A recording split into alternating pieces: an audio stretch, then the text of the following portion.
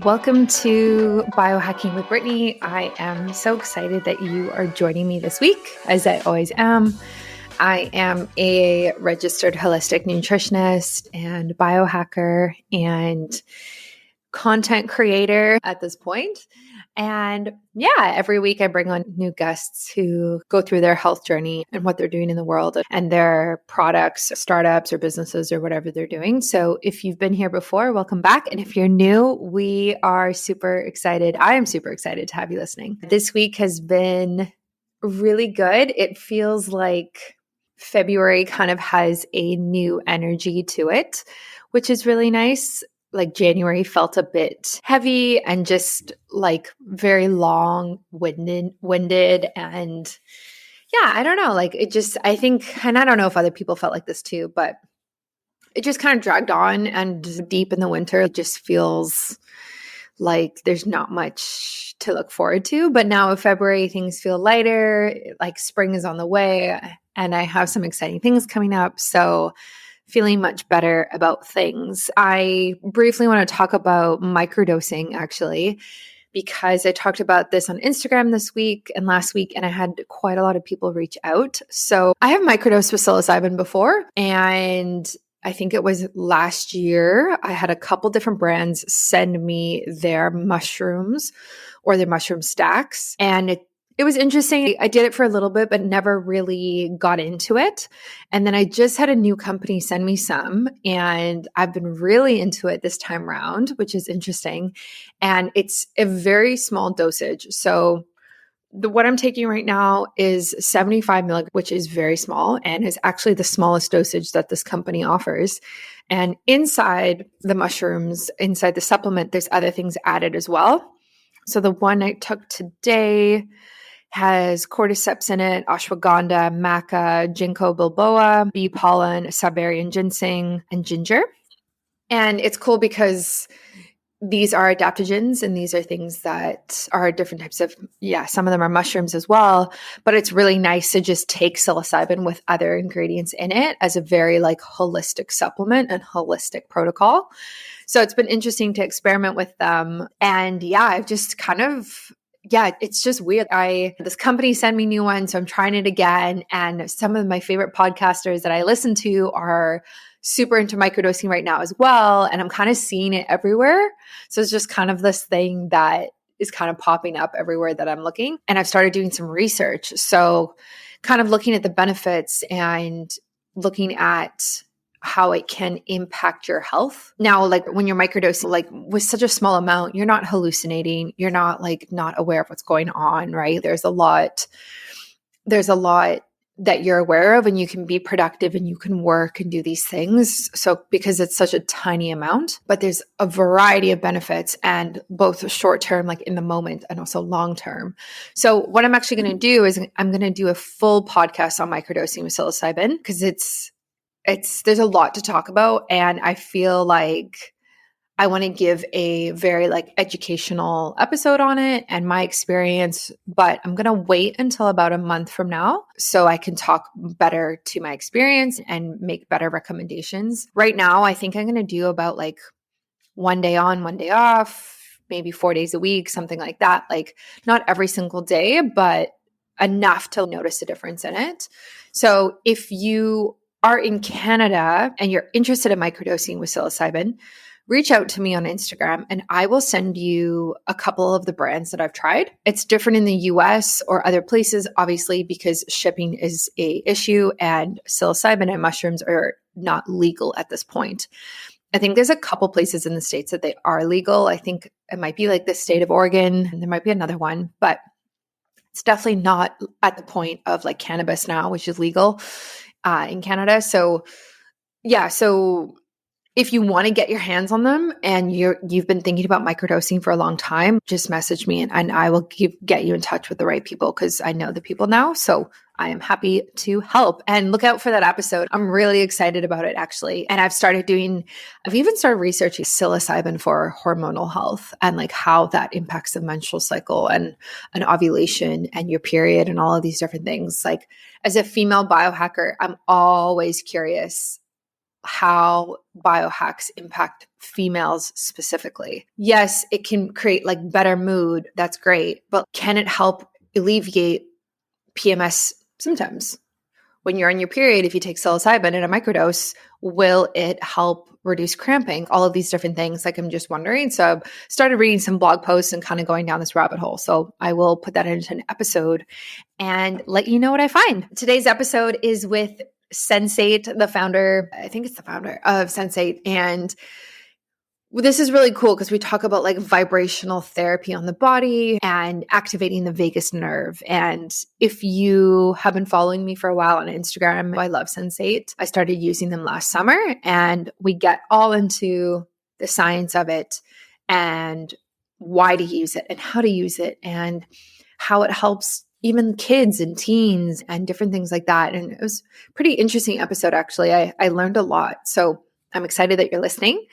And a quick shout out to this week's sponsor for the show, which is Coast. I love their supplements because they have a NAD plus activator, or I guess precursor, in their supplement, which is NMN. And they also have a glutathione precursor. So these are really important antioxidants in the body, really good for detoxing. And it's kind of hard to find quality supplements that have these ingredients. I haven't seen a lot of them, and definitely not ones that are in powder form. And I love a powder form because I drink so much water, or try to. I try and drink a gallon a day, which is 3.8 liters. And so whenever supplements come in a powder form, I'm so happy because it makes me drink my water faster, makes the water taste good, and then it gets my supplements in. So definitely love them. And so check them out if you've been interested in kind of further detoxing or doing some sort of supplement for recovery or a glutathione antioxidant type of idea. And enjoy this week. Next week, will still be here. I'm here every week, but I'm heading to Costa Rica at the end of this month. So I'm so excited for that. I haven't had a vacation like that since 2019. I haven't left Canada since 2019, and for obvious reasons. So I will probably just bring an episode from there and talk about my experience there as well. So yeah, stay tuned for that. And again, if you are interested in microdosing, just message me on Instagram and we can chat further. Or if you have any other health questions or brands that you want me to check out or have opinion on or want me to work with, or if you are a brand and you're looking to work with biohackers, let me know. My inbox is always open. My DMs are always open. And yeah, I look forward to chatting, and I hope you enjoy this episode. Okay, welcome to another episode of Biohacking with Brittany. I am thrilled that you are joining me today. This is a cool episode because we are diving into Sensate, which is a device that I have been using for, I don't know, maybe like 6 months, maybe almost a year now. And I've definitely talked about it on social media before. So we actually have the inventor and the founder on the show today to explain the history of it, how he kind of got started with it, and really like the science behind it and how it works and how we can benefit from it. So welcome to the show. Brittany, thank you so much. Pleasure to be here. Yeah. So let's start with you and your health journey, like prior to Sensate and everything that you've developed. What kind of like got you started on this healing and holistic health journey that you're on? Yeah, well, I mean, it's a combination of a lifelong experience, and I guess Sensate is the culmination of that, but also the last 30 years as an integrated healthcare physician. So I was brought up in a household where a lot of things that would have been called alternative at the time are now pretty mainstream. So Eastern philosophy and Buddhism and eating kind of whole foods. And Dad taught me and my brother to meditate at a very, very early age. So I've been meditating for a very long time with various teachers and retreats along the way. And that has always been part of how I see the world and how I work with patients. So for the last 30 years, I've been working as an integrated healthcare physician. So I founded a new medicine group in London's Harley Street. And we were the UK's main integrated healthcare team, 300 years of clinical experience within the team at one point. And our speciality was seeing patients who had seen everyone and done everything, and us finding holistic solutions to their problems. My main interest with those people was to get them to be able to manage stress better, because my conclusion after many clinical years was that it was the dysregulation of stress hormones that caused so many of the inflammatory and chronic preventable diseases that we see. And so my obsession really has always been about getting people to meditate and breathe properly. And Sensate, therefore, provides two purposes. One, I really noticed a number of years ago that people's ability to engage with classical meditation breathing techniques had really become harder and harder. And I think we can blame many things for that, technology amongst them, but it's more complex than just that. But also the number of people I could reach in an upmarket London clinic was limited. And at this stage in my career, I'm really all about the impact. And my interest now is in reaching hundreds of millions of people and being part of what I think is a global movement to enable people to take better charge of their lives, control their health, and become better at managing stress, so that they can obviously improve their health and their mental health and their physical health and the quality of the decisions they make. Yeah, I just want to go back to when you said the dysregulation of stress hormones. Are you specifically referring to like cortisol and it not being on like the natural curve that it should be, where it's like higher in the morning, lower at night? Or is there like more at play there that you've seen? Yes, so it's cortisol regulation, cortisol curves, adrenaline, norepinephrine. And I think if we dig down, what we certainly found in New Medicine Group is if you dig down into the chronic inflammatory preventable diseases, which are now responsible for most people's health issues in the developed world, is that inflammation does underlie most of these issues. Yeah, so from heart disease and obesity, diabetes, cancer, inflammatory diseases, immune system suppression, the connection between the gut brain and the mind brain. What you invariably find is dysregulation of these stress hormones leading to inflammation. And this isn't that weird, because, of course, the hormones we're talking about, particularly adrenaline, norepinephrine, are designed from an evolutionary biological point of view to give us superpowers over a very short period of time, right? So they turn us into momentary superheroes, or that's what they're designed to give you the ability to fight, flee, freeze, or fall in a survival situation. I think the issue is that these hormones are being prodded and released in a way that we never evolved to have them function. And the way they give us these superpowers is by having these sort of supercharging, superheating, and therefore inflammatory actions, which is fine short term if you need to run away or fight, but is obviously very corrosive and harmful long term. Mm-hmm. Do you find that like your typical clients, like back then, or I guess like even now, would have an overproduction of this? Because I see clients in my practice too as a nutritionist, and there's definitely people who are kind of like go, go, go all the time. But sometimes like these types of hormones can actually just flatline, and then they're just tired and fatigued, and they've gone through that whole time of being supercharged, and now they just have no production or very low production. Yeah, you certainly see that. And we talk about, there's been a lot of discussion of, adrenal fatigue and how that factors into chronic fatigue syndrome or post-viral syndrome. And of course, we can't take one hormone in isolation. All the endocrine system that produces the hormone, this is all interlinked. So there's obviously a spillover and an impact on sex hormones, brain chemicals, etc. as well. So, because we don't want to go off at too much of a tangent, but obviously we're also seeing a epidemic of problems in fertility, male and female, as well, and not just fertility, but also gynecological, menstrual problems in general, irregular periods, endometriosis, etc. So, and which also can be aspects, certainly, of which can be seen as being stress related and stress hormone dysregulation related. So, I'm not a great fan of measuring and identifying one hormone or even a couple of hormones or treating one or two hormones in isolation, because it's a kind of closed system. And if you stick something on one end of the scale, even if you balance up the thing that's maybe deficient, you're likely to throw something else off. I like to take a holistic approach. And that's why the working on the autonomic nervous system, of which the biggest branch is the vagus nerve, speaks to me so strongly. because from what I can see, from what the team kind of found over many years of looking at lots of patients with chronic problems, was that that's the regulatory mechanism for so much of what goes on within the body, and particularly what goes on within the organs, within the viscera.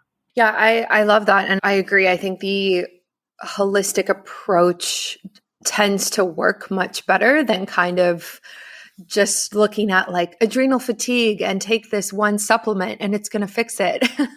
And then everything else will be fixed, you know? Yeah. So, and I know Sensate, that's very much built into the philosophy and the work that you do. But for people listening, whether they're biohackers or not, how would they know, just like from like simple day-to-day symptoms, like how would they know if their stress hormonal system is kind of out of whack? Like what would you say would be like obvious signs?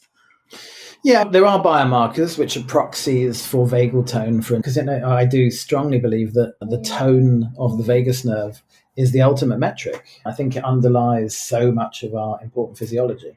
So, heart rate variability, the amount of CO2, O2 in the air that you're breathing in and out, heart rate, core body temperature.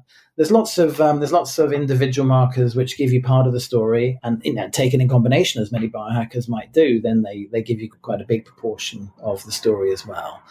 So for those that are inclined, you can take biomarkers and that can help. But, if I'm going to be really honest, one of the biggest lessons I can pass on after 3 decades in healthcare is how you feel is one of the most important indicators about how you're doing. So I'm a big believer in a marker called subjective well-being, which is, and actually it has huge amounts of scientific support that's been validated in numerous studies. And it's basically your answer to the question, in this moment, what is your overall feeling of on a scale from blah to blah? And we've seen in studies that the way that people answer that question, that seemingly very simple, entirely subjective, possibly anecdotal question, is an immensely accurate predictor of overall health and longevity. It predicts longevity up to 96% accuracy. And you couldn't, very few other markers do that. You couldn't take blood pressure or cholesterol level or any single marker and say, okay, this is going to predict how long you're going to live for with a 96% accuracy. That's wild. That's really wild. And I really like that idea because it also just speaks true to your intuition and kind of like just being in tune with your body and not necessarily relying on, I guess like data is helpful and biomarkers that you measure are helpful, but there is something to be said about like, you kind of know how you're doing. If you just tune in and listen to your body, which a lot of us don't, and we just kind of like go day to day without doing that, we can get a much better sense of what's going on without necessarily having all of this like data and tests and things done. Yeah, I love data. The cliche is you can only change things. If you don't measure it, you can't change it. But I think also we have to consider, what does it mean to measure something? Now, we know that data is very liable to being skewed. I think something that's not talked about, and we're probably not going to talk about it now, but I'm just going to mention it briefly, is the replication crisis. In somewhere between 50 and 60% of all medical trials cannot be replicated. So, and as replication is the gold standard in healthcare, that basically means somewhere between 50 and 60% of all medical knowledge isn't right. And if you allow that to sink in for a minute, that's pretty significant. That at least half of the information that doctors and companies use to base evidence-based decisions is simply not accurate. Wow. Which is pretty scary. Yeah, that is pretty scary. Yeah, because it kind of makes you question everything you're doing and question your results. Yeah, so I guess one of the things I'd like to do is to re-empower people to think, okay, well, yes, of course, I want to trust the information. I want to trust the data. I want to trust my doctor. But if half of that information might not be accurate, then I might be trusting myself as well. Might be a good thing to do. Yeah. I also find just with like measuring or even this like idea of subjective well-being, like it fluctuates so much for myself. Like, and I even see it in my data. Like even when I measure my HRV, I feel like my HRV is always better in the summer when I'm like having more fun and I'm outdoors more and I'm like less inside and not working as much. And then obviously in the winter, it's not as good. Or it would be interesting to rate myself on this like idea of the scale every day to see the differences day over day and time, like month over month. But I guess the biggest takeaway is like, if you're constantly feeling like your rating and your number is low, then that's when there's some serious work to do. I think that's right, and I think I'd encourage you to do that, and encourage all of us to do that, to rate our subjective well-being day by day, and notice how it changes, and notice what impact different things that we do have. And you mentioned HRV, but I'm increasingly convinced that HRV is not the best metric in many ways. I mean, nobody had heard of it 5 years ago. Now, of course, I know it was initially very popular within sport as a way of measuring stamina and resistance, etc.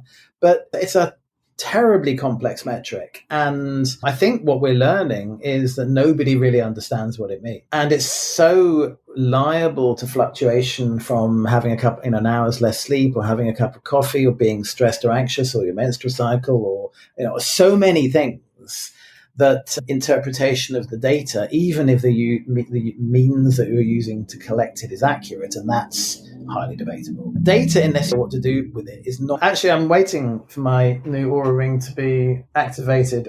So hopefully someone from Aura is listening, and they can get back to me through customer services and sort out my activation issue. But so I did have ordered the third generation of Aura.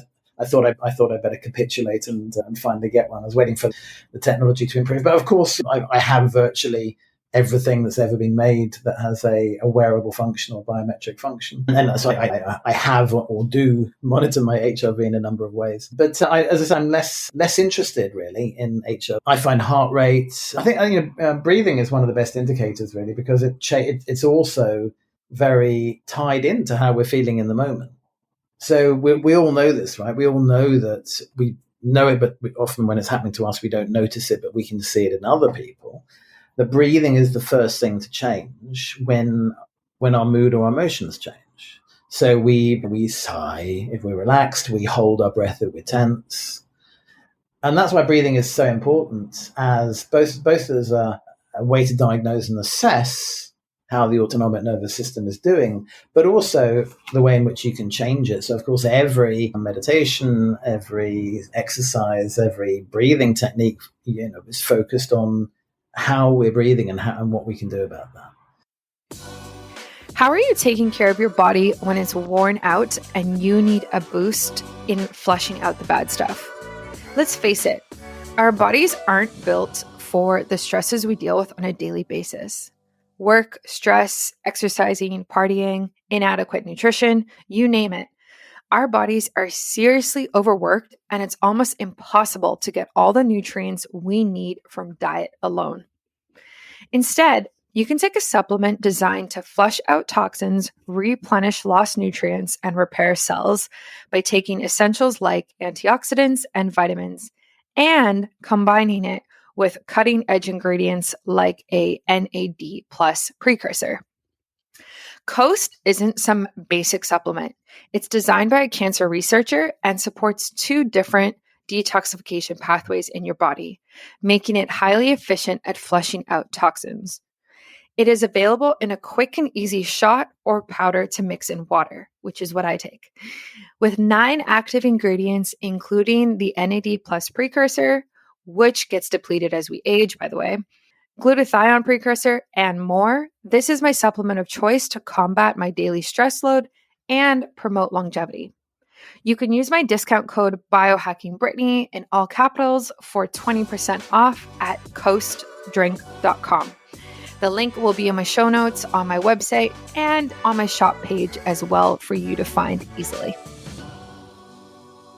Yeah, I just was thinking back to when I was a kid and like doing speeches in school and trying to take 3 big breaths or deep breaths or whatever my parents would say or the teacher would say, and not really fully understanding that at the time, but knowing that it like calmed me down. And that was like a general recommendation to like breathe before you're about to do something that you're nervous for is actually so cool that it's that popular that was recommended back then, but without even understanding the science of it. Like, I don't know, just thinking back on that is like, it's really cool. And then I think now when I'm in moments and I still don't do that and I need to be like more conscious of my breath. So well, nothing changes how we feel more quickly than how we breathe. But there's a lot of misinformation around breathing. So take 3 breaths, sure. But you know what people need to do is they need to breathe out. Yeah. So the mantra that I genuinely can't remember whether I invented this or somebody else did. But the mantra we can all use pretty much is, if in doubt, breathe out. You'd be amazed, you probably wouldn't be amazed, the epidemic level of breath holding and mouth breathing that goes on. And these are surprisingly critical health altering vectors. People that hold their breath, who therefore have chronically low CO2, hypocapnia, and people who breathe through their mouth rather than their nose, increasing risk of a whole bunch of very serious and life-threatening issues more than they probably suspect. Yeah. Yeah. It's interesting. Just on that note, when I was at my dentist like a couple months ago, I was talking to him exactly about this.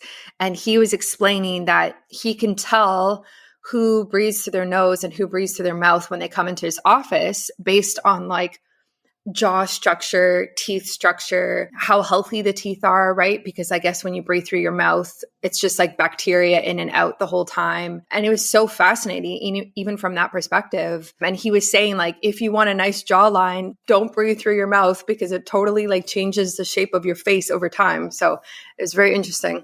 Oh, totally. And of course, people who mouth breathe also tend to grind their teeth or clench their jaw, which is a big part of what he's talking about. Yeah, totally. Yeah. Yeah.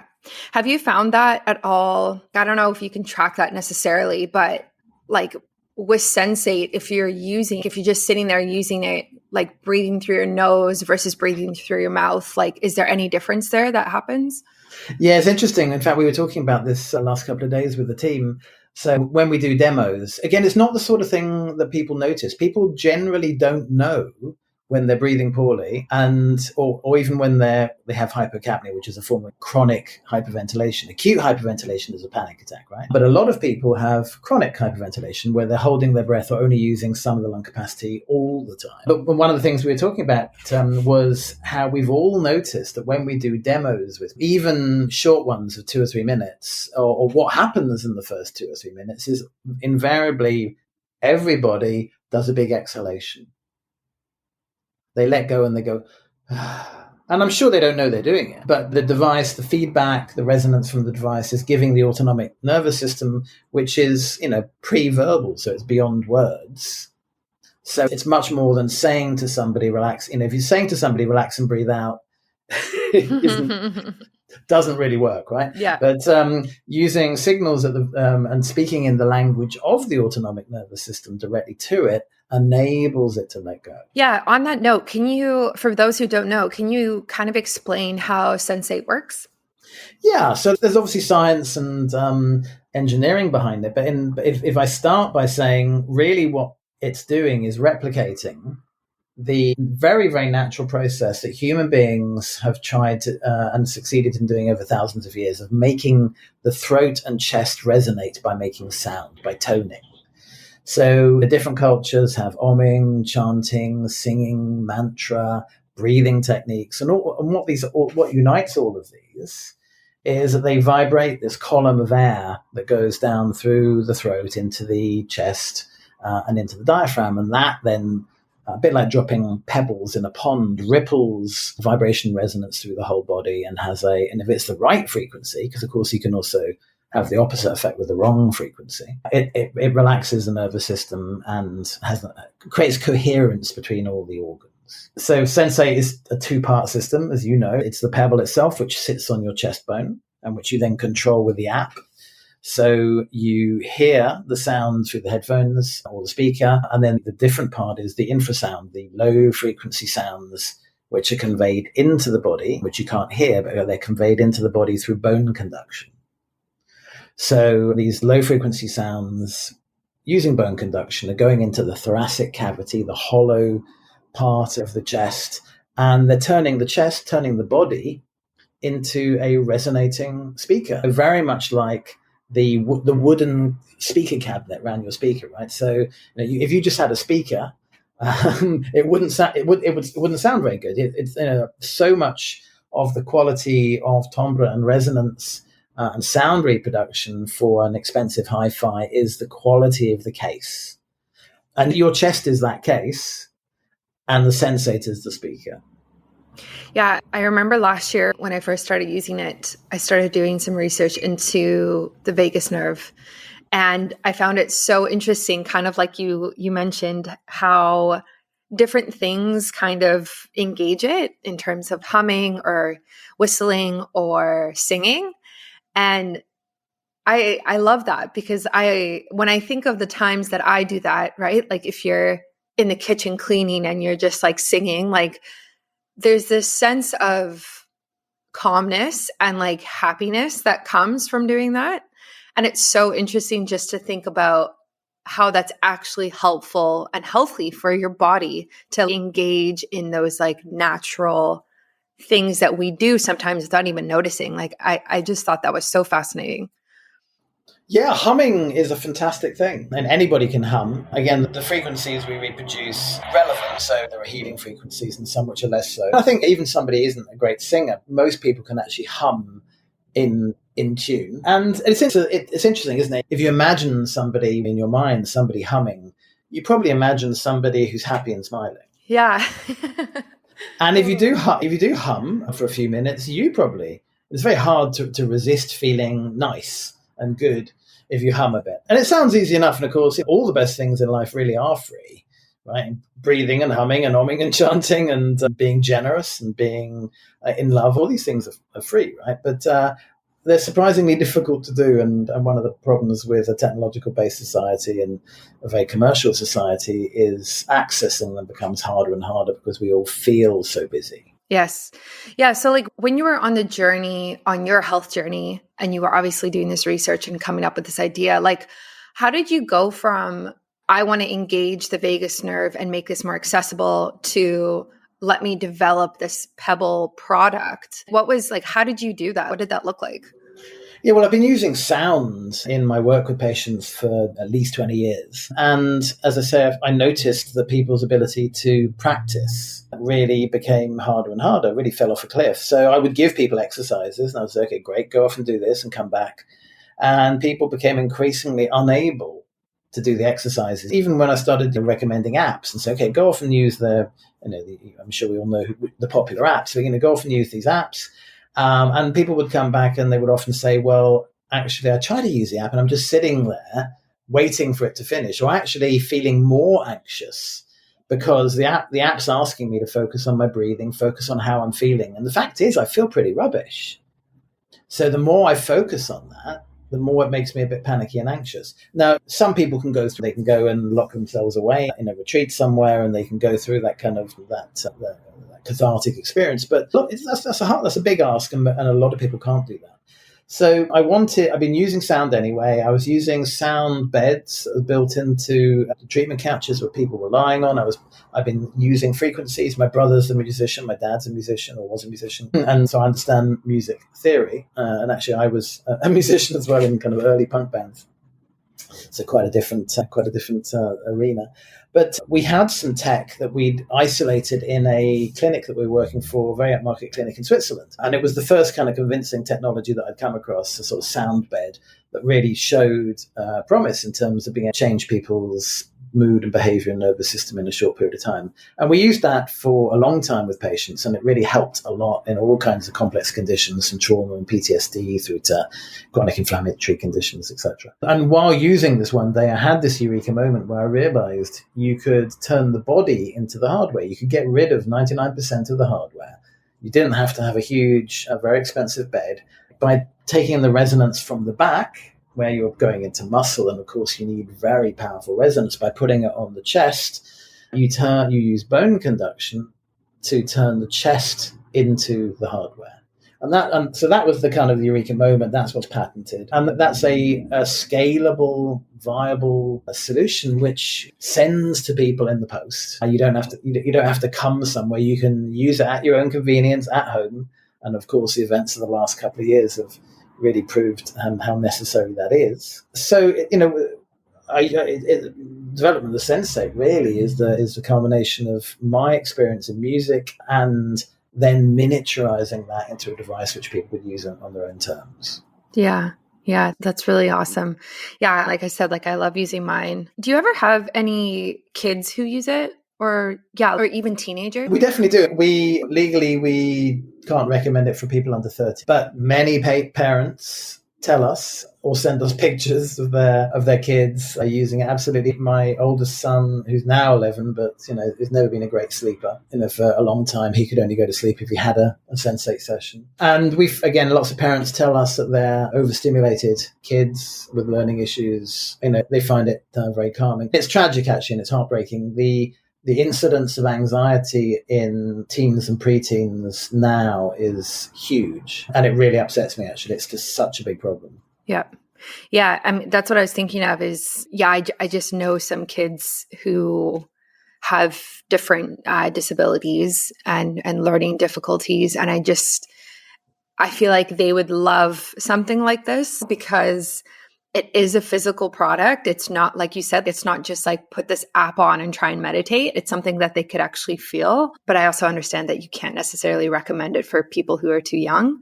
But it's interesting that some of your clients kind of do that anyway. Yeah, the parents are doing it, which of course, that's up to them.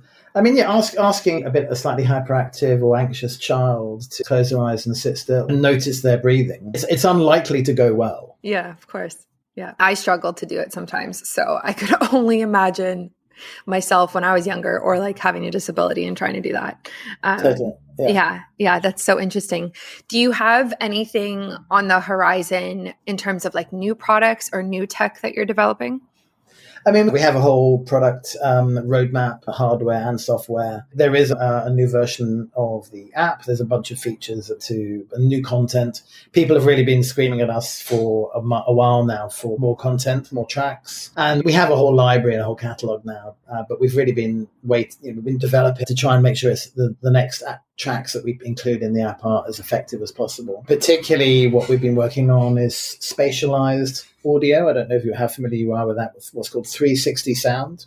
No, I don't know what that is. Yeah, so Dolby put a lot of work into this. Dolby Atmos and Apple, they have a whole spatialized audio section on iMusic. So we started with mono and then obviously moved over to stereo. And nobody can imagine what listening to mono now, right? The spatialized sound is like that, but the next stage on. So, because of course, stereo is not natural at all. It's not how we hear sound. And the idea of spatialized or 360 sound is that you are hearing things much more closely to how you would hear it in real life. So, in like a bubble around you within 360 degrees. So that has so all the stuff we're working on now. We're recording and mixing in spatialized sound, and that's going to help a lot. And then there is hardware as well. But generally, when people bring out a new hardware device, phone or whatever, it's because they want people to stop using the previous one. Because rather, not every iteration of a new piece of hardware is a major improvement on the previous version. But obviously, companies are tied into this model, new model once a year or twice a year, even cycle, but for commercial reasons. We constantly sort of improve the hardware, but there's so much scope, and it works. It's already working so well for so many people. Nowhere near saturation with the number of people that we know could be using it. So our focus and our passion is improving the current device. But there are a number of other things that we're working on, but we can't really talk about right now. Yeah. I bet. Well, I look forward to kind of like seeing what comes out in the next few years as I follow your journey. So if people are interested in trying Sensate for the first time, where can they go and how can they connect with you? Well, getsensate.com is the website. So getsensate.com. Obviously, there's a contact button within that. I'm sure that we can or have provided you with a code so that your listeners, can get it in a special way. Always happy to do that. For me, it's all about getting Sensate out to as many people as possible. Yes. So I'll put it in my show notes, but I do have a discount code for everybody. It's Biohacking Brittany in all capitals. And I think it gets you $25 off. And I will make sure I link that on my website as well. So it's super easy for everybody to find and try it because I love it. And obviously you do too. And so many people do now. So it's really cool. Excellent. That's yeah. lovely. Well, thank you so much for coming on. This was awesome. And I really appreciate your time. My absolute pleasure. Thank you so much. Thanks for listening to another episode of Biohacking with Brittany. If you're interested in finding the show notes or the sponsors for this episode, you can do so on my website, which is biohackingbrittany.com.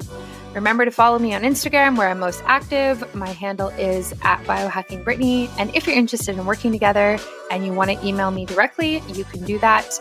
My email is info@biohackingbrittany.com. And I look forward to hearing from you and having you tune in next week.